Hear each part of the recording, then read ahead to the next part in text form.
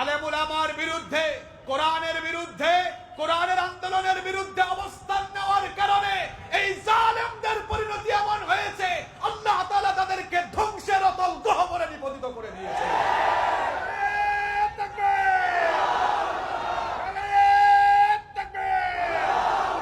সংগ্রামী বীর চট্টলাবাসী, আমরা যখন কোরআন সুন্নাহর কথাগুলো বলতাম তখন আমাদেরকে ট্যাগ দেওয়া হতো। কি ট্যাগ দেওয়া হতো? আমাদেরকে বলা হতো আমরা নাকি দেশের স্বাধীনতার চেতনা বিরোধী, আমাদেরকে বলা হতো আমরা নাকি পাকিস্তানের দোসর। আমরা দেশের দুঃসময়ে বাংলাদেশে থেকে হুমকি ধামকি সহ্য করে কোরআন সুন্নাহর কথাগুলো সাহসিকতার সাথে বলে গিয়েছি।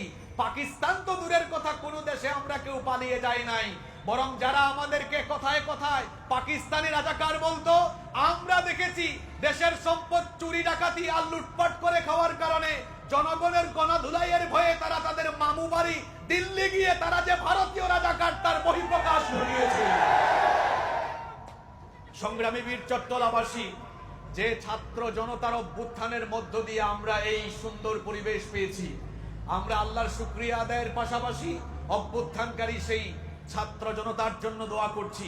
বিশেষ করে যারা শহীদ হয়েছেন, যারা এই